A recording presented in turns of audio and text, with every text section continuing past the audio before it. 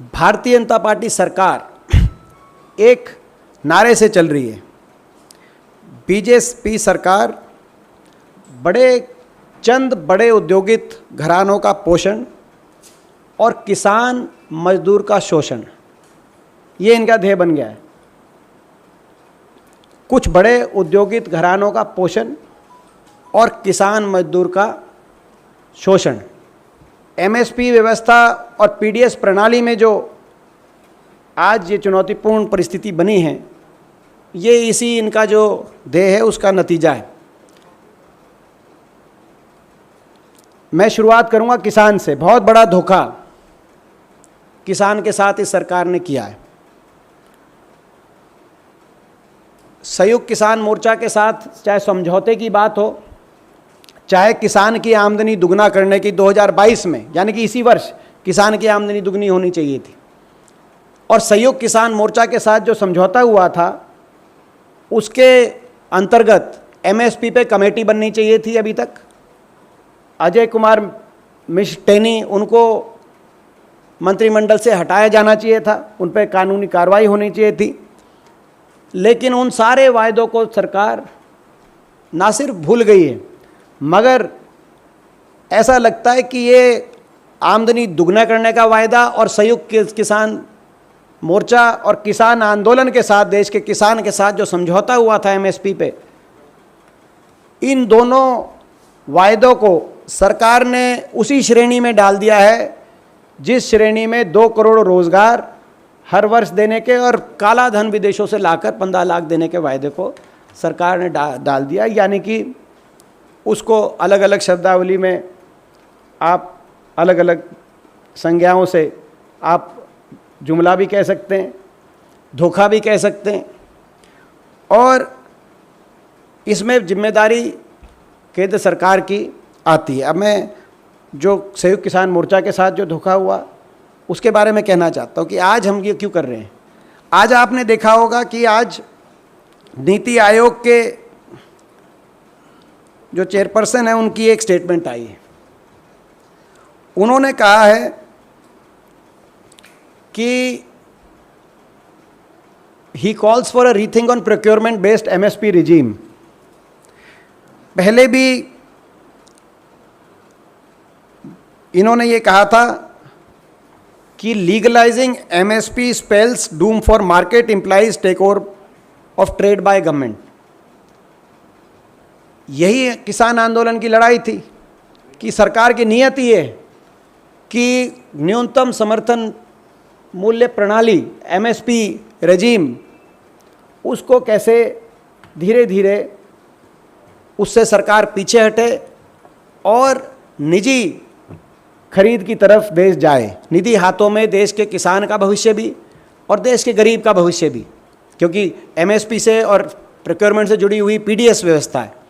आज ये जो स्टेटमेंट आई है rethink procurement based MSP regime, इसका क्या अर्थ है? इसके कई अर्थ हैं।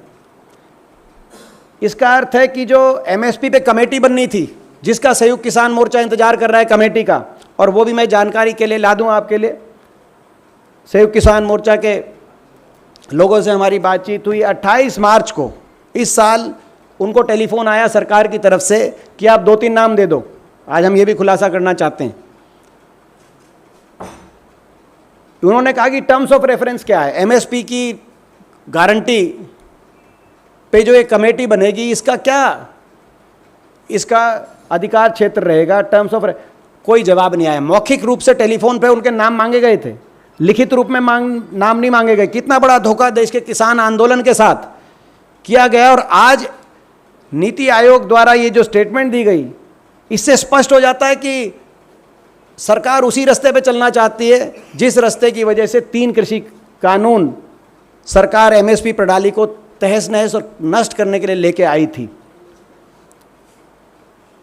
सरकार ने किसान को धोखा तो दे दिया है आमदनी दुगनी करने के मामले में और एमएसपी की कमेटी गठित करने के मामले में, संयुक्त किसान मोर्चा के समझौते के मामले में, मगर नीति आयोग की जो वक्तव्य आया उससे लगता है कि अब जो कसर बाकी थी नीति आयोग की जो ये स्टेटमेंट आई है, जो धोखे का, किसान के धोखे का जो घाव, विश्वासघात का घाव कमर पे होता है, पीठ पे होता है, किसान के से विश्वासघात करके उसकी कमर में जो घाव सरकार ने दिया है, नीति आयोग ये वक्तव्य देके उस घाव में नमक फेंकने का, मैं छिड़कने नहीं कहूँगा, नमक फेंकने का काम कर रहा है, ताकि किसान करा रहा है देश का सरकार के इस विश्वासघात से, और विश्वासघात के से भी ज़्यादा जो जिस तरीके की आज ये नीति आयोग का वक्तव्य आया है, जिससे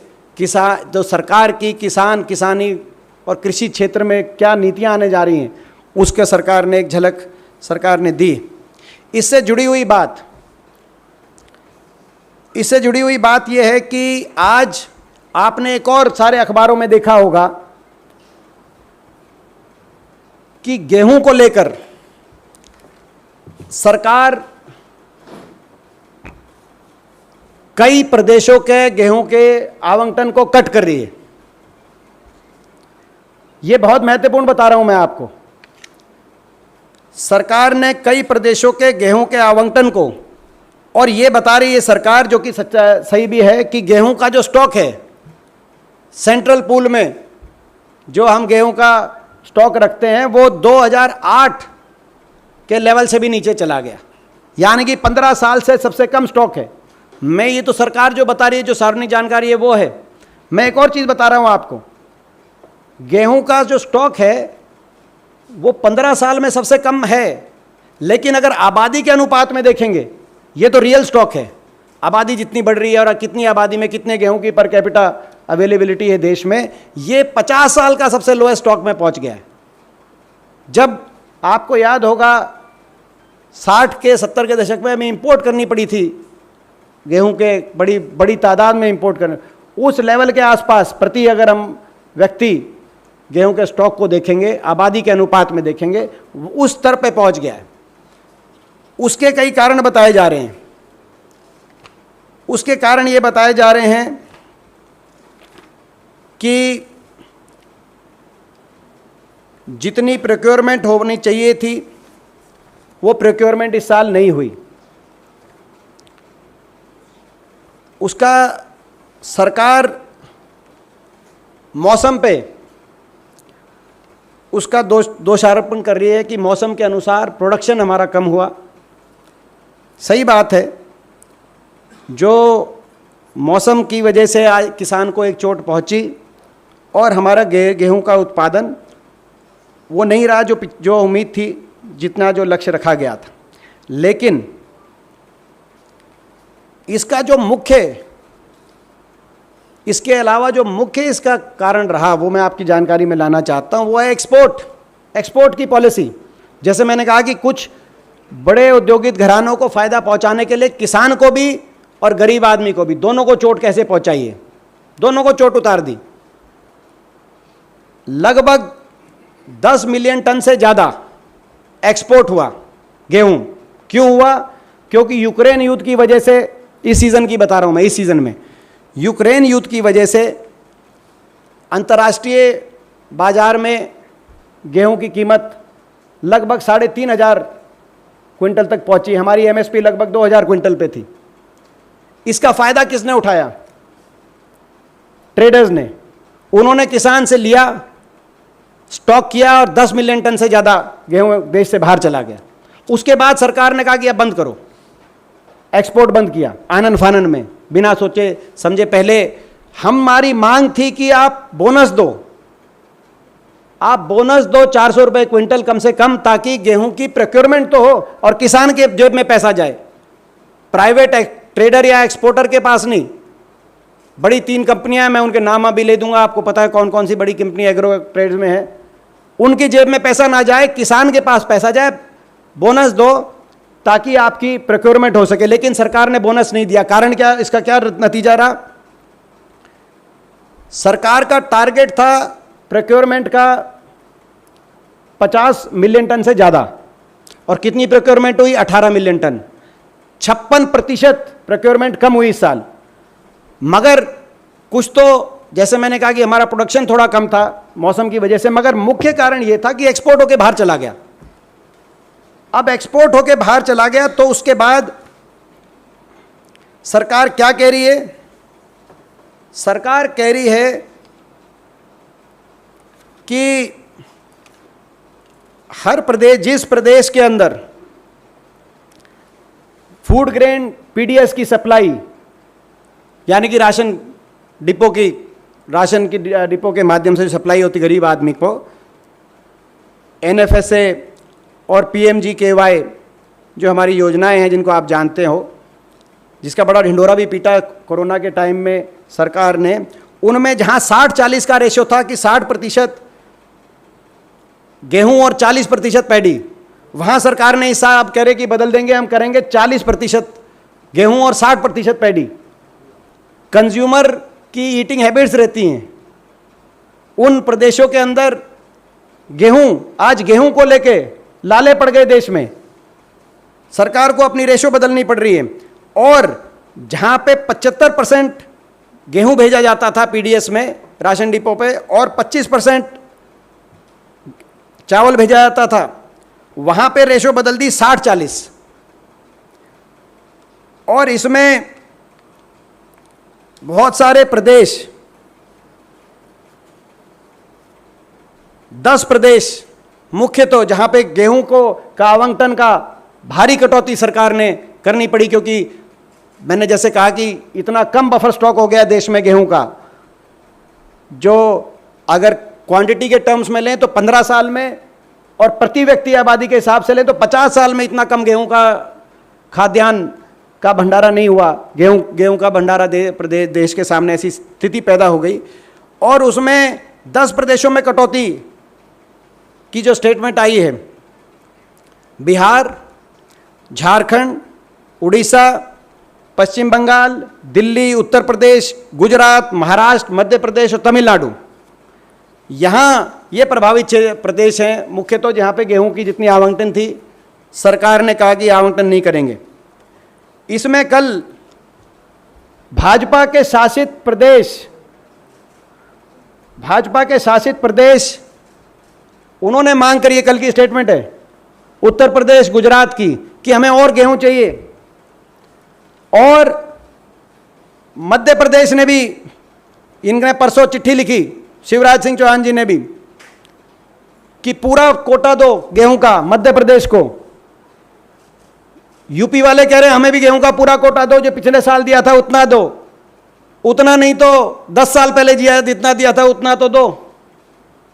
वो जो कहावत है कि न्याय दो तो पूरा दो, नहीं पूरा नहीं तो आधा दो। गेहूं नहीं मिल रहा। योगी जी, शिवराज जी और गुजरात, 3 प्रदेश गेहूं के लिए लिख रहे हैं, इनके खुद के प्रदेश के मुख्यमंत्री लिख रहे हैं। और मैंने जैसे कहा 10 प्रदेशों में गेहूं की कटौती कर दी और पैडी पहुंचाएंगे। और पीयूष गोयल जी की स्टेटमेंट आई कल, सारे मिनिस्टर्स से जब बात कर रहे थे, आपने देखा हो कल के अखबार में, कि कह रहे हैं कि he is urging to sow more paddy, कि सारे प्रदेशों कह रहे हैं कि और पैडी की सोइंग कराइए। मैं सरकार से पूछना चाहता हूं, पिछले 20-30 वर्षों से ग्राउंड वाटर लेवल की जो परिस्थिति बनी है, उसके बाद प्रदेश पिछले 20-30 साल से सरकार की ये नीति रही है, इन प्रदेशों के भी और देश की भी, कि पैडी की सोइंग कम की जाए और बाकी ग्रेन्स की तरफ बढ़ा जाए। अब देश में क्या नया पानी का कोई जल स्रोत आ गया कि सरकार कह रही है कि दोबारा से, पीयूष गोयल जी ने, या ये जो स्थिति आई जिसके लिए पूरी तरह सरकार जिम्मेदार है, ये इनको एक्सपोर्ट किसने करने दिया? इतना फायदा 3,500 क्विंटल मिला अंतरराष्ट्रीय मार्केट में, वो फायदा किसकी जेब में गया? किसान को उसका फायदा हुआ नहीं। किसान पे तो कुदरत की मार पड़ी थी। किसान तो प्रति एकड़ किसान की जो उत्पादन था, वो उत्पादन कम हुआ था, और सरकार को उनको बोनस देके किसान से लेकर और अपने सेंट्रल पूल में लेती सरकार, ताकि उसको गरीब को भी पहुंचाती और किसान को भी कुछ लाभ पहुंचाती। मगर सरकार ने क्या कहा? सरकार ने एक्सपोर्टर्स को एक्सपोर्ट करने दिया, मुनाफाखोरी करने दी। जैसे मैंने शुरू में एक लाइन बोली थी कि बड़े कुछ औद्योगिक घराना एक्सपोर्टों का पोषण और किसान मजदूर का शोषण, ये नीति है सरकार की। और इसका खुलासा नीति आयोग ने दोबारा कर दिया। इसी खिलाफ किसान आंदोलन खड़ा हुआ था, इसी के खिलाफ संयुक्त किसान मोर्चा की सारी मांगे रही थी। तो एक तरफ तो ये आज देश के सामने भयावह आज अनाज संकट, मैं इसको अनाज संकट कहूँगा, कृषि संकट अनाज संकट दोनों जुड़े हुए हैं। और अनाज संकट देश में ये आया है 50 साल के बाद, तो इसके लिए कोई जिम्मेदार है तो ये सरकार जिम्मेदार है।